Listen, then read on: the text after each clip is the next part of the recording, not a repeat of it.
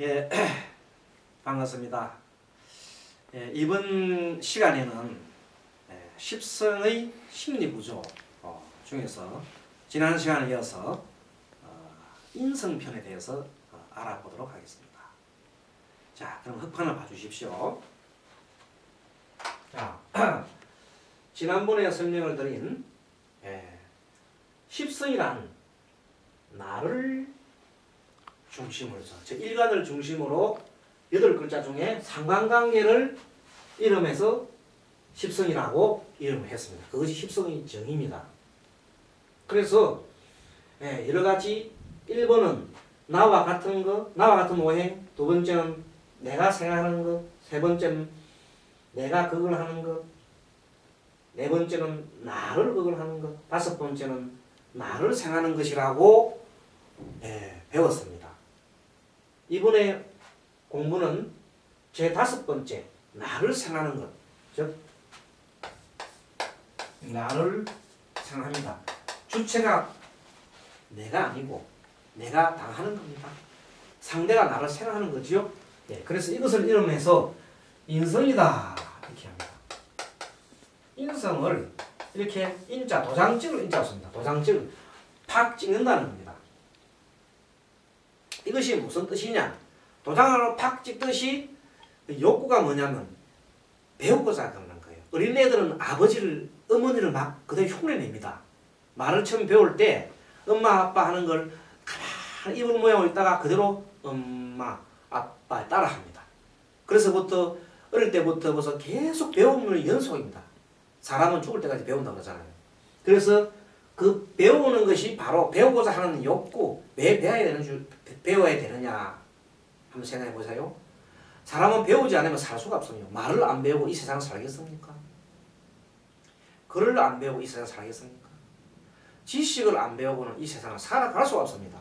특히 요즘 인터넷 시대에서 인터넷에 대한 지식이 없으면 굉장히 떨어져 버립니다.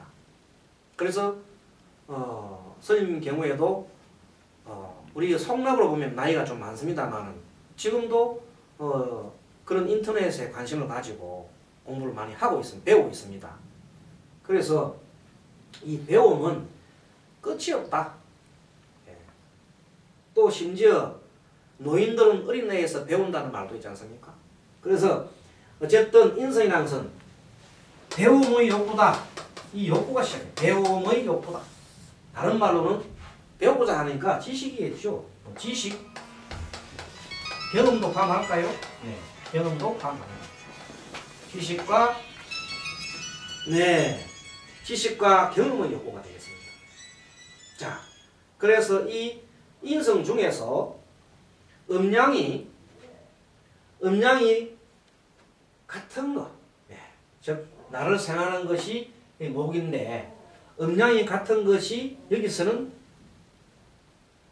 을목이겠죠? 네, 을목입니다. 이것을 우리가 편입니다. 그렇게 이름을 지었습니다. 자, 그리고 나와 음양이 다른 것, 나를 생각하는 오행 중에서 음양이 다른 것을 정인이다 이렇게 이름을 지었습니다. 아시겠죠? 네. 자, 그래서 이 편인과 정인은 기본적으로 배움의 욕구가 있는데 자, 긍정적인 면을 살펴보고 부정적인 면을 살펴보도록 하겠습니다. 자, 긍정적인 면과 부정적인 면. 기본은 배움의 욕구입니다. 배우려 하면은 뭘 해야 됩니까? 일단은 받아들여야 되잖아요. 뭔가를 받아들여야 돼. 받아들여야 되는데 이 편의는 받아들이는 방법이 조금은 자기를 중심으로, 나를 중심으로 그것을 받아들이니까 약간 어찌 보면은 나를 중심으로 받아들이는 말은 약간 저것이 과연 맞을까? 이렇게 한번 의심을 해보는 겁니다. 나쁜 건 아닙니다. 그게 자기 중심으로 한번 이렇게 생각을 해보는 겁니다. 받아들일 때, 받아들이는 방법이. 그런데 이것은 정리를 받아들이는 방법이 그대로 다 받아들입니다. 다 다 받아들여요. 모두 다 여과 없이 받아들이고, 이것은 여과기를 하나 둡니다. 여과를 딱 두고 여과하면서 받아들이는 거. 깔때기를 하나 딱 해가지고 물로 그대로 받아들이는 게 아니고 여과를 딱 해서 받아들이는, 여과로서 받아들이는 것을 보고 견인이다. 이것을 여과 없이 받아들이니까 그대로 다이렉트로 받아들인다. 그것이 긍정적인 면이라 하면은, 부정적인 면은 너무 이것이 편인이 많게 되면 결국적으로 의심을 너무 많이 하잖아요. 그러면 상대편은 대인관계에 부정적으로 볼 수 있어요. 대인관계에 부정적이 될 수가 있어요. 부정적이 될 수가 있고, 그 다음에 정인의 경우에는 대인관계에 너무 이용당해요. 이용당할 수가 있다. 그러한 부정적인 면이 있겠네요. 또 이 편인은 어떤 성분이나 하면 뭔가 모르게 배우는데도 좀 더 특별한 거. 이 편인은 특별한 것을 자꾸만 배우려고 합니다. 그래서 뭐 천체에 관한 것들, 자연과학에 관한 것들 중에서도 특수한 경우에 아마도 우리가 배우는 이 명리학도 어쩌면은 이 특수한 분야에 속할 수도 있습니다. 또 이 특수한 분야이기 때문에 예술성도 있습니다. 예술도 물론 편인에 속하죠. 맞습니다. 예술도 편인에 속합니다. 그리고 이 정의는 일반적인 걸 말합니다. 일반적인 것을 이렇게 받아들이고, 일반적인 것을 이렇게 받아들이는데, 받아들이는 것은 어머니의 경우에는 보면 모두를 받아들이잖아요. 아이들이 잘났건 못났건 뭐든 다 받아들이잖아요. 그래서 이 정의는 자애가 있습니다. 자비롭다, 자비롭다 하는 것이에요. 자비가 많습니다. 그 대신에 편의는 좀 그런 게 떨어지죠. 또 그런데 많이 배우기 때문에 이 둘 다 어떤 성분이 나면 부정적으로 보면은 이 둘 다 망상이 많아요. 얘가 생각이 많아. 생각을 많이 할 수밖에 없어요. 너무 많이 머릿속에 들어가 있으니까. 생각을 많이 해서, 생각을 많이 하게 되면 실천력이 떨어져요. 실천이 안 되고, 그래서 게으르게 됩니다. 그래서 인성을 가진 사람이 가장 그 부정적인 요소가 많을 때 생각이 너무 많다는 거. 배운 게 많으니까. 아니면은 여러 가지를 너무 배우려 하니까 더 복잡할까요? 이것도 배우고 저것도 배우니까 하나도 제대로 배운 게 없다. 쉽게 말하면 너무 여러 가지를 많이 배우니까 제대로 하나 깊은 것이 없다. 그렇게도 보면 되겠습니다. 그래서 너무 인성이 많으면 전문적인 지식이 없고 이것 조금 저것 조금 하다가 결국 생각만 많아지고 실천도 잘 안 하고 게으르게 된다. 그렇게 볼 수 있겠습니다. 그렇게 해서 이 상관관계에서 이제 인성까지 맞췄습니다. 이제 이 관계를 좀 더 십성의 이제는 나를 중심으로서 따졌습니다만 이제는 조금 다른 각도에서 서로서로의 상관관계를 따지도록 하겠습니다. 자, 이제 나를 중심으로서만 따졌잖아요. 이제는 이제 요걸 중심으로 따지고 있습니다. 자, 하나로 식상이에요. 식상을 중심으로 했을 때 비급은 식상을 중심으로 했을 때는 비급은 나를 생각하는 관계잖아요. 그렇죠? 나를 생각해. 마치 여기 인성과 같은 역할을 하는 겁니다. 그래서 이 사주에 식상이 많게 되면 필연적으로 식상이 이렇게 많으면 비급을 이쪽에 있을까요? 비급이 있으면은 식상이 많게 되면은 어떻게 되겠습니까?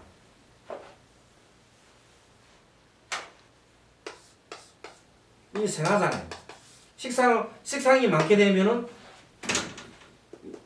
이 비급인 나가 약해져. 이런 현상이 있습니다. 내 힘을 다 식상이 많아지면 내 힘을 뺀다고요.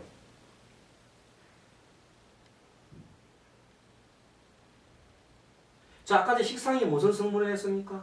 식상이 아까 전에 얘기할 때 표현 욕구하고 그다음에 나를 창조 욕구가 너무 많잖아요. 이것은 뭐냐면 나로부터 바깥으로 이렇게 나가려고 하는 이것을 중심으로 해서 이쪽에는 아웃풋입니다. 아웃풋가 바깥으로 나가고자 하는 욕구가 엄청 많습니다. 일을 막 벌리려고 해요. 일을 벌리려고 궁리를 막 합니다. 일을 벌리려고 막 궁리를 한다고 머릿속으로. 그러니까 내 힘이 막 빠지는 거예요. 그런데 이 식상이 많게 되면 밑으로는 자기 생각하잖아요. 뭘 생각합니까? 여기 보세요. 재성을 생각하게 돼요. 재성. 이제 여기 붙입니다. 재성을 생각한다. 재성을 생각하니까 재성이 뭐냐? 실현욕구잖아요.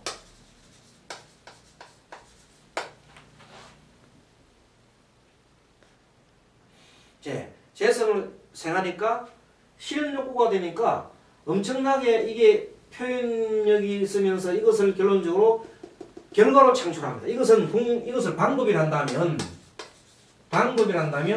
재성은 결과물로 도출하는 겁니다. 표현욕구. 자, 이런 관계가 놓여져 있습니다. 자, 이제는 이 식상 중에서 이렇게 이 토를 여기서 말하면 식상인데 이것을 보면 자기가 극을 하는 관계가 있어요. 좀 복잡합니까? 나를 극을 하는 관계가 있는데 그것이 내가 극을 하겠죠. 식상이 극을 합니다. 그것이 관성입니다.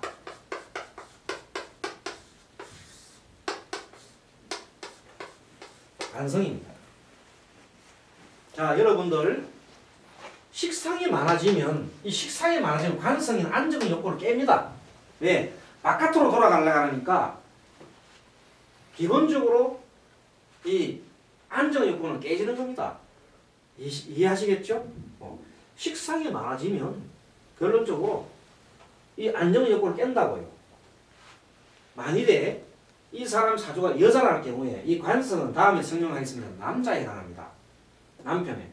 그러면 이 사람이 내가 이렇게 식상이 많아지면 그걸 하니까 남편이 죽고 안정의 욕구가 죽으니까 마음대로 막 돌아다니겠죠. 그래서 이렇게 서로 상관관계가 일어나는 겁니다. 글자가 무엇이만에 따라 가지고 여러 가지 일들이 벌어지는 겁니다. 자, 식상을 중심으로 해서 비급은 나를 생하는 관계인데 내가 너무 많아지면 비급이 약해지고 내 힘이 빠지고 또 이것이 많아지면 재성이 힘을 받고 재성이 힘을 받아요. 재성의 힘을 받았는데 내가 너무 강해지면 관성은 그걸 하게 됩니다. 관성은 안정욕구를 깬다는 거죠. 그래서 식상이 많아지면 결국은 뭐냐? 안정에 나중에는 직업을 공부하게 되면 안정이라는 것은 직업이 직장생활이거든요. 그 직장생활을 못한다 이렇게 됩니다. 그건 나중에 직업편에 가서 또 논하겠습니다만 현재 이렇게 이 관계를 나를 중심으로 해서 보는 게 아니고 이제 이쪽 중심으로 해서 이렇게 보는 겁니다. 그래서 이 십성의 심리를 볼 때는 처음에는 나를 중심으로 해서 봤지만 나중에는 이것을 중심으로 해서 보고 금을 중심으로 보고 수를 중심으로 보고 목을 중심으로 다 이동하게 됩니다. 그래서 여러 가지를 상관관계를 잘 읽어야 제대로 글자가 나오는 겁니다. 그래서 물론 처음에는 이렇게 시작하기가 어렵습니다. 다 완벽하게 할 수가 없습니다. 그러나 지금처럼 이렇게 공부를 하면서 연습을 통해서 하나하나 이렇게 염으로 가는 겁니다. 이해가 되십니까? 자, 그러면은 이번에 조금 더 진도를 한번 해볼까요? 자, 이번에는 좀 전에 식상을 가지고 이제 얘기를 했는데 이제 재성을 가지고 논하겠습니다. 자, 재성.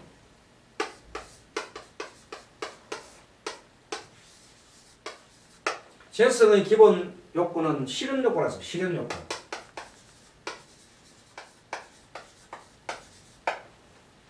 자, 이 재성의 입장에서 볼 때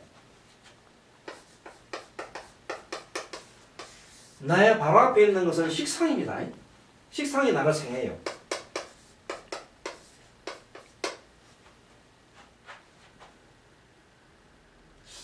아까도 얘기했지만 재성이 너무 강하면 실현 욕구가 많으니까 이게 여기 있는 기운이 막 딸리게 되겠습니다. 이것이 힘이 없어지고 이것이 올라가고 또 재성이 너무 강했지만 나도 여기 앞에 있는 나 아인 비급도조차도 힘이 약해지는 겁니다. 이것이 너무 강하게 되면 너무 강하게 이렇게 강해지면 이것도 약해지고 이것도 약해지는 겁니다.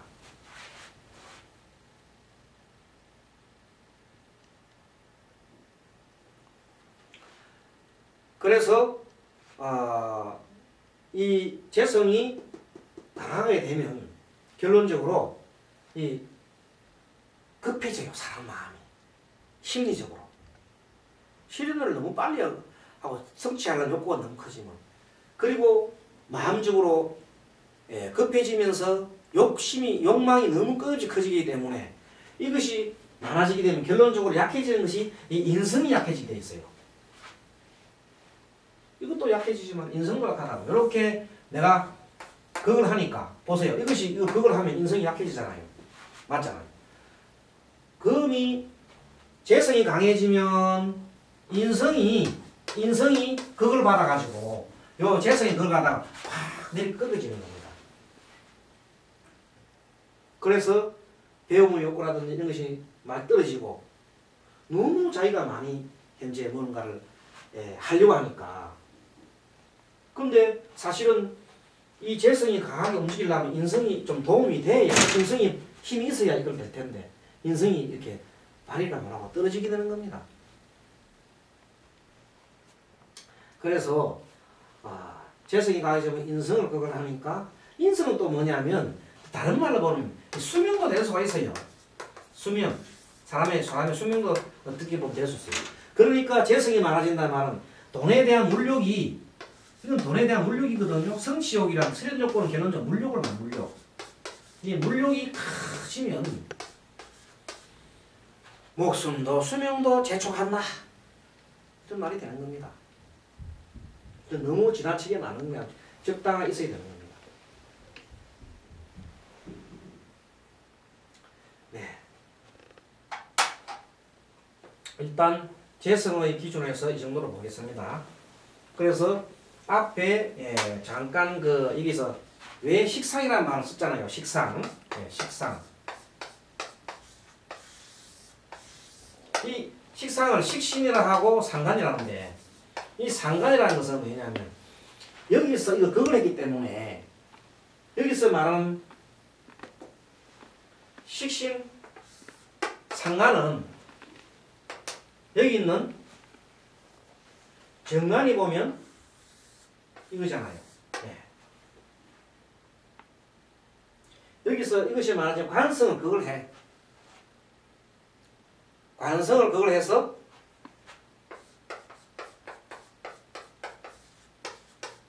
관성은 그걸 합니다. 그래서 관성을 상하게 했다고 상관이다. 이렇게 말하는 겁니다. 그 특별하게 상관이다. 식신은 그야말로 이 먹을 복이라는 거죠. 먹을 복.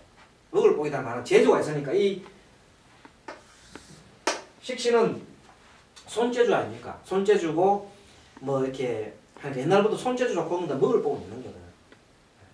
먹는 거는 손으로 해서 얼어 먹죠. 그런 게 맞습니다. 그래서 이 상관이 많은 사람은 필연적으로 말을 잘하니까 말로서 돈 먹고 살겠죠. 또 이러한 지극과 적성에 관계된 것은 다음에 지극과 적성에 대한 편이 있습니다. 그때 가서 공부하기로 하고 네, 오늘은 이런 서로 상관관계에 대해서 좀 얘기합니다. 자, 관성 입장에서 볼까요? 자, 관성 입장에서 딱 보면은 관성은 질서유지예요. 질서유지. 또는 안전이었고 이것이 너무 강해지면 실질적으로 나를 그걸 해요. 너무 많이 그걸 해요. 그러니까 내가 스트레스를 계속 받아요. 스트레스를 가장 많이 받는 것이 바로 관성. 그 중에서도 편관이 아마 더 받을 겁니다. 그래서 예를 들어서 갑이란 일간이 있을 때 밑에 신이 온답시다. 지지의 신. 요게 일간인데 요거 사이가 바로 편관이거든요. 나는 그걸 하잖아요. 이 편관이에요. 편관. 편관을 다른 말로 칠살이라고 하죠. 칠살. 왜 칠살이라고 그러냐면 7번째 나를 그걸 한다고. 지난번에 아마 이것은 기초편에서 배웠습니다. 기초편에서 예, 갑에서부터 갑을, 병정, 무기, 병신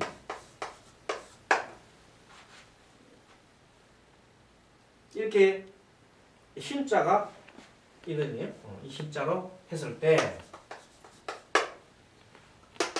하나, 둘, 셋, 넷, 다섯, 7번째잖아요. 7번째가 나를 그걸 하잖아요. 예. 그런데 요 신은 지장간에 우리 공부했잖아요. 지장간에 이 경이 들어있잖아요. 그래서 7번째 해당되는 그 살에다 해서 칠살이라는 그 말을 써서 편관칠살이라는 말을 씁니다. 그렇듯이 이렇게 되어 있는 사람의 마음의 구성은 이 나무를 갖다가 밑에서 날카로운 도끼로 막 패내기를 하는 거니까 굉장히 마음이 엄청나게 불안합니다. 힘듭니다. 스트레스를 많이 받잖아요. 만일에 이 사람 옆에 이 사주에 월간에 이 경이 왔다 합시다. 그럼 더 심하지요. 뭐 이럴 수도 있었겠습니까? 여기도 경이 왔다 합시다. 금 속에 뭐 이렇게 살면 아마 이 사람은 태어날 때부터 아마 온전하지 못할 겁니다. 이렇게 사주 구성이 됐다면 이 사람은 아마 태어날 때 굉장한 지장을 받은 장애인일 수도 있습니다. 경, 금, 신 속에 쌓였다면 이런 사주도 있을 수 있습니다. 뭐 여기서 뭐 병이 맞다 해도 마찬가지입니다. 이 병은 목생을 하니까 힘을 빼잖아요. 네. 이런 관계로 해서 이 병관, 정관 이런 관계가 정관도 사실은 좀 스트레스 줄 수 있지만 그렇게 심하진 않습니다. 물론 이제 사주의 좌우 주변을 봐서 이때는 극도로 이렇게 사주로 신이 가는 사람은 극도로 힘이 많이 듭니다. 스트레스. 근데 만약 여기다가 이민이 하나 이렇게 붙어주면은 그거야 달라집니다. 도와주고 있으니까 아주 달라집니다. 그렇겠죠. 만약 여기서 뭐 자가 온다 합시다. 이렇게 숫자가 붙어 있으면은 더더욱이나 이놈이 이러고 그걸 하기보다는 옆에 있는 이것을 금생수 하려고 하는 욕심이 생기기 때문에 이건 좀 편안해집니다. 그런데 이것이 아까처럼 경이 오고 여기도 경신이 왔다 합시다. 이렇게 하면 아마 이 사람은 산 사람이 아닐 수도 있습니다. 사주 볼 때. 이렇게 해서 따지는 겁니다. 자, 이제 마지막으로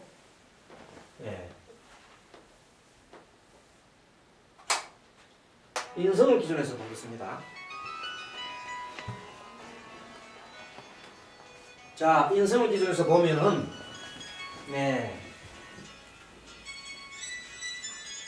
인성으로 기준해서 보면은 이 간목은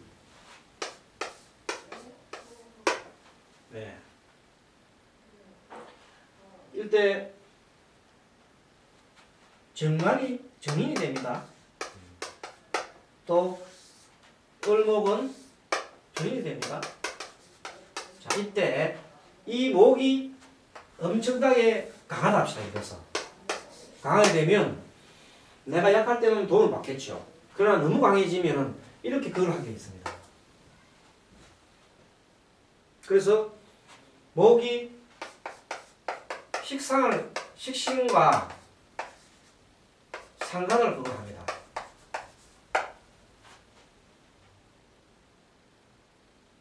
그래서 이 편인을 다른 말로 요새는 편인이라는 말을 썼는데 옛날에는 도식이라 그래가지고 밥그릇을 도식이라는 말을 써가지고 밥그릇을 빼앗는다는 말을 썼습니다. 식상을 이렇게 밥그릇을 깼다, 식신을 깼다는 거죠. 요즘 뭐 그런 말 잘 안 쓰는데 편인이라는 말을 쓰는데 어쨌든 이 정인이 많아지면 이 식신을 그걸 하게 되어 있습니다. 식신을 그걸 하게 되면 나로 볼 때는 이 식신이라는 것은 자식에 해당하는 거거든요. 또 우리 욕구로 볼 때는 표현 욕구, 또 뭐가 있습니까? 또 표현 욕구요.